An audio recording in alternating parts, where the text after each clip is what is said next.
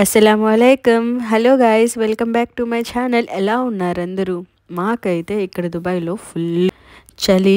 So మేమైతే మా ఇన్లాస్ని తీసుకొని ఈ వింటర్ సీజన్లో అలాగే దుబాయ్ అంతా తిరుగుతూ ఉన్నామన్నమాట. సో ఈరోజైతే నేను మీకు చూపించబోతున్న ప్లేస్ వచ్చేసి రివర్ ల్యాండ్.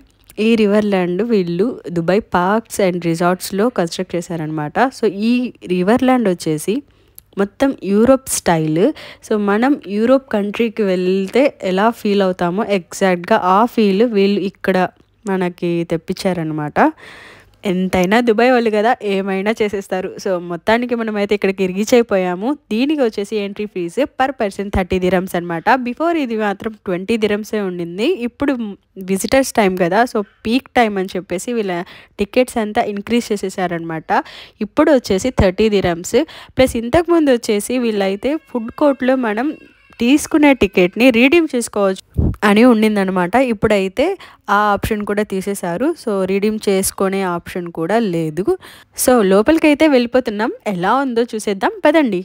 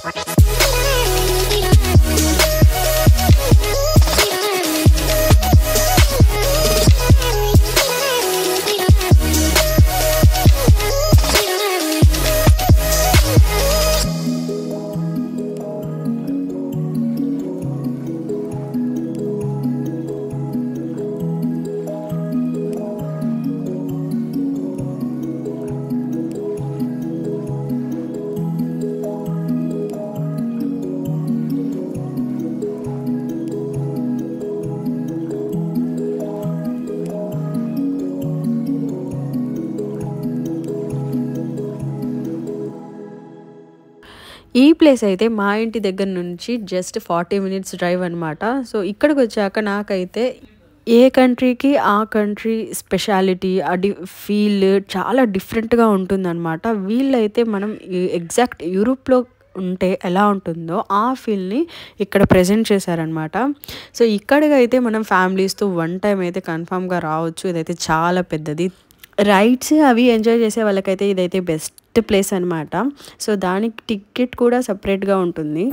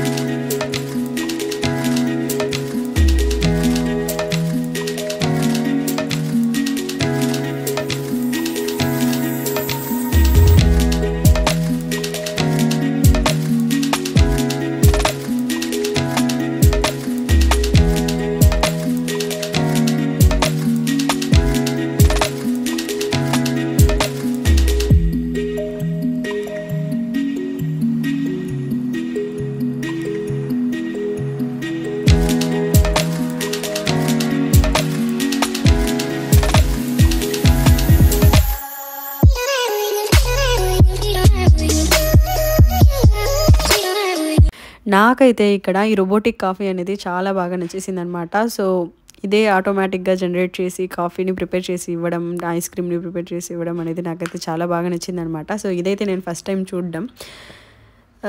సో మొత్తానికి చూసారు కదా, ఇదైతే రివర్‌ల్యాండ్. సో మేమైతే రిటర్న్ అయిపోతున్నాము. సో మీకు కూడా ఈ ప్లేస్ గనుక నచ్చితే తప్పకుండా విజిట్ చేయండి. సో ఈ వీడియో కనుక మీకు నచ్చితే లైక్ చేయండి, షేర్ చేయండి, సబ్స్క్రైబ్ చేయండి. Until then bye.